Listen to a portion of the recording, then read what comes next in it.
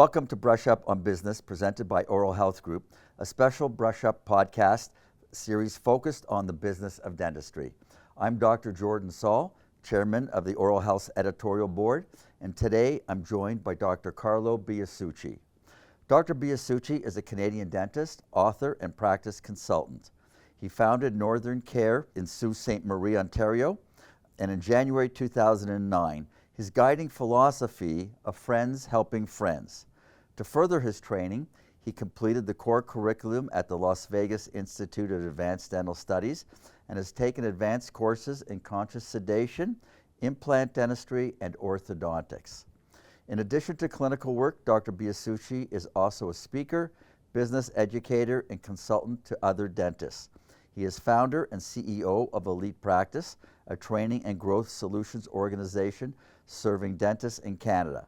He's authored multiple books and more than 200 articles covering dentistry and professional practice topics. Welcome, Dr. Biasucci. Thanks for having me, Jordan. As I said in the beginning episode, for the interest of transparency, I am personally a full-paying client of Elite Practice, and it's because I'm so impressed with the program that I invited Dr. Biasucci to do this video cast series with me. So let's jump right in. Let's talk about the systems revolutions, building a practice that works for you. And my first question is going to be, how does McDonald's approach translate to dentistry without compromising patient care? Good question. Okay, so the thing that we talk about in our program, and I'm sure you've heard me say this in a few different places, is what is the difference between the mom and pop operation and McDonald's, right? So most people can think of their favorite restaurant. They have that place that they like to go. Everyone knows their name. They know their order. They know where they know their favorite table and all of this. And that's super important to have for retention, to get people to want to come back, to refer, because if I'm going to refer someone to a business, I'm vouching for that business. If they go and they have a bad experience, that looks bad on me. Right. And so all of these things are super important. However, what happens when my favorite, in this case, waitress, waiter, server leaves? What happens if the place sells or there's just turnover of all the team? Now I go in there and the experience is different. They don't know who I am. They don't know what table, they don't know my order, none of that stuff. It's like a brand new experience. Well, now I'm a free agent as a customer. And this is what's going to happen to anyone who's had this experience. Everyone can think of a time when this has happened to them and it's like, oh, this place has changed. And now you can smell it right away. Yeah, the loyalty is not the same. And we all know that patient loyalty today is not what it was 10 years ago, not even 5 years ago. So in the McDonald's approach, I can get the same product. We can debate whether it's good or not, but the same caliber of product, whether I buy it in Sault Ste. Marie, Ontario, or in Rome. It doesn't matter. It's going to be, give or take, the same thing. Correct. And I can get it made by teenagers, basically, with a minimum of training very consistently. So if I take this to dental practice, same thing happens in our practices. Everyone is aware today that we have a turnover issue. We have an issue with finding highly trained, capable people, especially I'm looking for hygienists, I'm looking for assistants, like pretty well everything in the practice right now. People are hiring for, can't find who they're looking for, or there isn't enough talent in the pool, etc. Well, if I have a process to be able to take a person, even from outside of dentistry, and in fact, for our clients, last year, we have data on last year, we hired 200 people from outside of dentistry, brought them into our client offices and got them trained up. Right. So you don't even have to come from a dental background. But if I don't have a system for consistently doing that, then I'm going to be subject to this turnover issue, which is going to destroy my referability over time. The other issue that happens is if I don't have a way to consistently bring people to a level, then every time I have turnover, I'm also sapping the energy from my existing team, because now I need to take my best person, bring them with the new person. Neither one of them is functioning at full capacity until this new person is sort of up to speed. And then basically what I'm doing is I'm throttling back my team so that I can train up. You're taking your eye off the ball. Yeah. And so you're not able to concentrate on the focus of growth. Exactly. So having a systems-driven practice changes all of that. And everyone understands what systems are, but I'm talking about like literally systems for everything, such that if I show up in your practice tomorrow and be like, okay, I'm here. Okay, here's your onboarding path. Here's what you need to do independently. Here's what you need to do with your team leader. Here's how we're going to get you from here to here. Here are your milestones and where you should be kind of week by week. Now that'll take a person from 0 to where they need to go in a pretty short order. In the absence of that, then we just take them and we stick them in a role and be like, okay, here you go. Good luck. And then we say, oh, they're not performing. In one of the, I've read your latest book, Beyond Clinical Excellence. One of the things or pearls that I took out of the book was your attitude with respect to looking for prospective employees. You'd rather hire for attitude rather than qualifications. 100%. So this is often contrary to what we find in the industry, and we hear our clients say it all the time. I want someone who's trained. I want someone who has experience. Okay, they're out there, that exists. There are excellent people with excellent attitudes that have the skill set that you want. They're just really hard to find and they already have a job. That doesn't mean you can't sway them, but often in a average practice, can you afford the paycheck? Or what is your draw to bring them? What is new about your practice? What is the reason why they would leave where they are? And what are they going to expect when they're there? Exactly. Now, you also, in most cases, invite bad habits into the practice, because this is how I did it when I was there. Therefore, this is how I expect you to do it now that I'm here. And so you're just bringing someone else's, you're having to undo what they think is right into your vision. And all of the people that we have hired, in fact, our office, with the 40 plus team members that we had, look at the assistant team. There were, I think, 2, maybe 3 level 2 assistants. And we got by with the rest of them being uncertified assistants. How? Because we found excellent people who are willing to learn. One of my best assistants worked at the steel mill until we hired her on and trained her up to how to be a dental assistant. Now, she couldn't do certain things because she didn't have the official training to do it, but there's ways around that with systems. But if I have an awesome person who's excellent with people and really trying hard and wants to do well, what ends up happening is that it cranks up your referability and your patient experience so much that it makes it negligible that they have some shortcomings and, well, I can't take an impression, I can't do this intraorally. Well, that's okay, because we have people that can. And for that one thing, then we'll get them in the room. But again, so the entire model is, I blow it up for people and say, look, why don't we focus on finding the best people? We'll worry about the dental experience where it has to be. Okay, obviously you have to have a qualified, certified hygienist. No debate on that.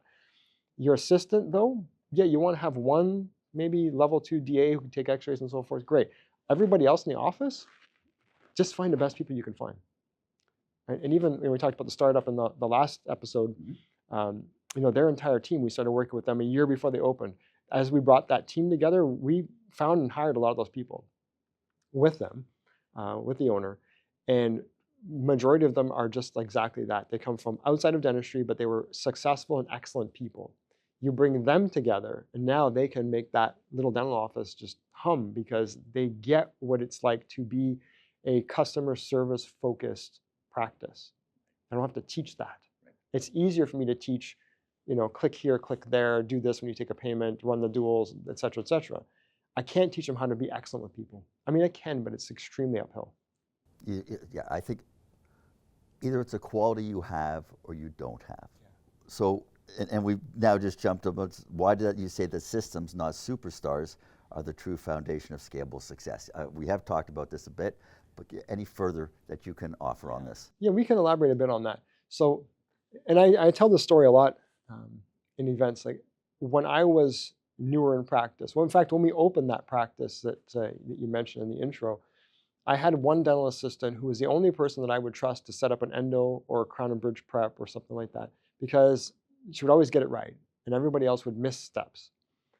And then, unfortunately, we had to part ways with this person. And I'm like, oh, okay, I'm ripping the Band-Aid off. Now what do I do? And the system that we have today, just fast forwarding, literally the next person who walks down the sidewalk in front of the office, I could show them how to set up, like what our setup process is for procedures in general. And they could set up an endo, a crown and bridge, whatever, without fail. because it's literally that simple now. So again, I want excellent people, but I want the systems to be such that it's really difficult to miss. It's really difficult to get outside the guardrails.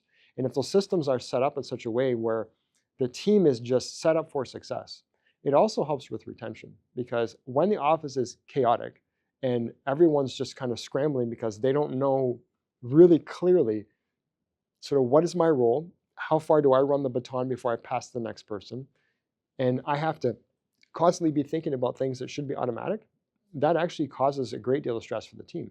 If you can systemize an office, if nothing else changes, people will tell us that this just seems more organized now. The stress level has come down, right? And so it helps with retention, but it also helps tremendously with being able to onboard people and not break,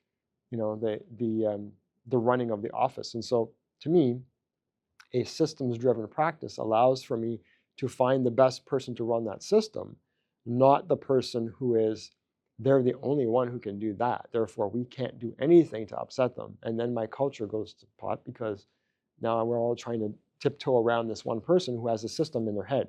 Whereas if the system is documented and clearly understood by the team, that issue goes away. Okay, so I will share with you that in our office, we're fortunate enough to have some people that have been with us greater than 10 years. One person actually 20 years. And it's funny because sometimes when long-standing patients will call, if they don't get the receptionist that they have this mental bond with, maybe she's on a lunch break, she stepped out for something, I'll call back. Yeah. And they just feel much better talking to someone. I can tell you when I take my car in, I only want to deal with one service advisor. I'm sure they're all trained, but I have this bond. I just feel better. He knows me. He knows when to call, when to get payment. So you're right. I mean, it's just this bond that people start to develop, and if they develop with people who are there a long time. We have one hygienist who's been with us 16 years, and we've trained our staff, our patients, and it's like, and we tell, Mrs. Jones, like the hairdresser, you better book 3 months in advance, because if you call a week before you think you're going to get in, you're going to be very disappointed. And they're all trained. They won't leave because they want this one specific hygienist. And you bring up a good point. So this kind of levels it up a little bit to irreplaceable employees. And you actually want that. This is a good problem. Now, I would say if you look under the curtain, though, or behind the curtain, those employees are running a system. They have a system, but they have gotten so good at running that system that they're now sort of irreplaceable. Like, it would hurt a lot if you lost them, right? And we all have those team members. Certainly I do as well. And so I would say that's not a thing to be fearful of, that we should only have systems as the focus, and we don't want people to get so good at it. No, you're right. You want to have the people who become irreplaceable. But if your team, especially your leadership team, gets to that level, if one ends up leaving because maybe they just retired at this point because they've been with us for so long, that's okay, because the others will kind of fill in the gap. And the system exists that someone else could be plugged in if we find the right person. The other thing that on the flip side of that is, from the employee's point of view, that I think elite practice really hammers is the leadership team, in other words, the owners, whatever, of the practice. My team has been with me a long time because they know what you see is what you get. No surprises. They're paid extremely well. I've been yelled at that my percentage for salaries is much higher than what should be. But I have way less headaches my day-to-day. And what you and I talked about is that we have a high-touch practice, so be expected to have your percentage a little bit higher. But we also have a practice where patients are prepared to pay if they don't show for their appointment. So I think the employee also knows, I know what's going on here. They hear the stories about crazy practices. They go, you know what you see, what you get, what you see is what you get. It's also great for the employees. They have a personal issue. They know that there'll be a sympathetic ear. We'll cut you the time. We'll work around it. So it makes them comfortable also to be loyal to the practice. Yeah, and it gets back to what we talked about earlier with the the different hats that a dentist is trying to wear, right? So if I have a process for HR, let's say, where now if I'm the team member, I'm not trying to like, oh, doctor, can I meet with you at at the end of the day at 5 o'clock? Because we always know You that know it's conversation. coming. That's a conversation nobody ever wants to have, Right. right? But if we could take that and say, okay, here's the process for how we deal with this, or we've identified a problem in the practice, here's how we deal with this. The team member knows, okay, there's a structure, there's a process, there's guardrails. I'm going to be held to those guardrails. The dentist also knows I'm going to be held to those I have those guardrails, so I'm not going to be ambushed between patients with this problem or this thing that comes up. And so it creates this. It's just a culture of organization, and it's a higher level running practice that team members will recognize versus just a chaotic running office where everyone's just kind of running around to try to, every day is a new battle and the schedule brings whatever it brings and it's total chaos versus organized, planned, methodical. This is what we do. This is how we do it. Everyone knows their role is. Everyone knows exactly. I run the baton this far, then they pick it up. That, even from a retention perspective, as we discussed, is tremendously valuable for team members. I start to see this after a long time in dentistry, and now really appreciating it as a client of the elite practice program. Culture is everything. Culture is everything in the office, because I'm finding that, yes, you get your few bad apples, you're going to get them anywhere, but I think most team members, they really don't want to change. If they're being paid well, if they're being respected, if there's some fun events, they don't really want to change and run around from this, because they also like seeing they've trained their patients and the way they handle their patients. So they've got it's a very straightforward situation. So I'm really appreciating that culture is so important for a practice. Yeah, I mean, basically, and our client practices will know this. If you have a strong culture, and we figured this out in our practice as well, strong culture trumps every planning, every strategy, every marketing campaign, everything that you could possibly do. Without a strong culture, everything else is getting cut in half. It doesn't matter how you cut it. If we have a team that is built around, and we teach those 5 dysfunctions of a team, or the 5 behaviors of a functional team. We have an entire workshop on that. We have workshops on advanced leadership, which we just wrapped up last month. The reason why we put so much focus on leadership is because it is the thing that will glue a practice together, because it creates the culture of trust, the culture of respect, the culture of we do great things here, we're about the patient. Because we can say this, right? Like I can be, as the dentist, as the owner, I can say, I want to have our practice, or our vision is this grand thing. Great, but if it doesn't actually come out in the execution of the day-to-day with patients, it doesn't mean anything. It's just empty words, right? But if I have a system for building culture, and this is the catch, culture is not reading a book. It's not telling our team we need to have culture. It's not just having events together, going out for dinner on Friday after work. It is a very intentional process of installing systems for culture, of taking time to train people on what it means to be a leader. How do I actually intentionally engineer the culture of my practice and intentionally create this? That doesn't happen when you're trying to wear 5, 6 different hats. Right? I'm trying to be the frontline producer and manage all this other stuff. It's not going to happen. But if I can take my people that I already have, redefine their roles, help them to see that, hey, you know what, you guys can wear this hat, this hat, this hat, this hat, this hat. I'm going to keep these 2. And then we're going to work together on this vision and watch what happens. Now things start to come together. So I guess it's safe to say you have to walk the talk every day. Well, absolutely, because you are as the business owner, every day that you're there, truly there are some business owners, I'm not saying dentists here, but there are some business owners that I know it's actually better if they don't go to the office. Better they don't show up at work. Right. Because they have great teams, and the great teams, just going back to, I think we talked about this last episode now, we were talking about studying other businesses, right? Mm-hmm. One of those things that I realized in that discussion with other companies, business owners running much larger companies than mine, is that they figured out how to find people who were better than them at things. They recognize their shortcomings. Like, I don't have the skill set for X. I'm going to bring someone on who's excellent at X, and I'm going to try to stay out of their way. And we could do that in our practices too. And as you start building a team with that intentionality, things really start to take off. I read Steve Jobs' biography, and one of the things Steve Jobs always says is that he figured out how to find the best people, and he always said, I would rather have 50 A players than 500 B players. Mm-hmm. So he knew to find the A players that could excel in the areas that he needed. That's right. And if you're going to invest in people in your practice, you're investing in your top 10%. Everyone has those two people, one or two people that are like, they're the ones that they're the glue, they make it happen. You can get an A player to become an A+. It's hard to get a B player to become an A player.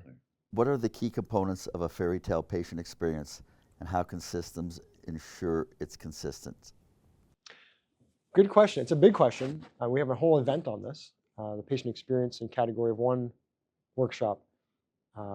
And basically that is it. It is engineering a patient experience. So what does that look like? Well, it's every touch point. It's literally every touch point, from how are we perceived in the market?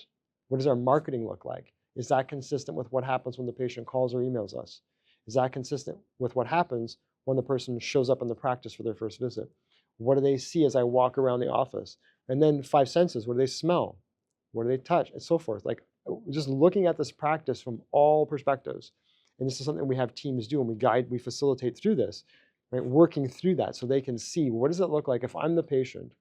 How can I make this consistently excellent? And really the point of all this is not so much the ABCs of what exactly do I do, it's how do I do it consistently? And this is where the systems come in. Because if I have a system that's clear for this, then it will happen intentionally. How do documented systems protect a practice from chaos during staff turnover or transitions? Yeah, that's a good question. We kind of touched on this already, just to kind of bring it all together. If I have a clear playbook on how we operate as a team, but not just having the playbook, because many people have operations manuals or systems written down. The key is if I actually do something with it, which means for us in our practice, it was monthly all-team meeting. We'd spend half a day. We would shut down the office for half a day. Now, if people want to do the math on that, it's 40 plus team members, 17 operatories, not turning patients. Okay, it's expensive to shut down for half a day, but is it? The expense of not shutting down for the half a day to train was much greater, because we would see it in the numbers. We'd see the bump. Try having 1 month with no team meeting, and you could see that the loss was greater than what we would have gained. Right. So you just look at that, because we tested all this stuff inside out and backwards, because I just wanted to see how this would shake out. So if you'd spend the time to do that and actually train the team, role play, go through like, okay, what does it mean when I do this? Who's my mentor if I'm not sure what to do? Patient challenge comes up, I'm not sure how to handle this. Who do I talk to? And have that system within your team, and things really start to come together. So the important takeaway in this instance is, don't be afraid to have non-productive time, because it's going to be a bonus down the road. Yeah, reframing our thinking about what is productive time. Absolutely. Yeah. Great. Yeah. Okay, well, I'd like to thank you very, very much again. Always great pearls of wisdom. And for our listeners and viewers, thank you for listening. Be sure to subscribe to Brush Up's email alerts on Spotify and YouTube to be notified every time we post a new episode. Please remember and keep brushing up.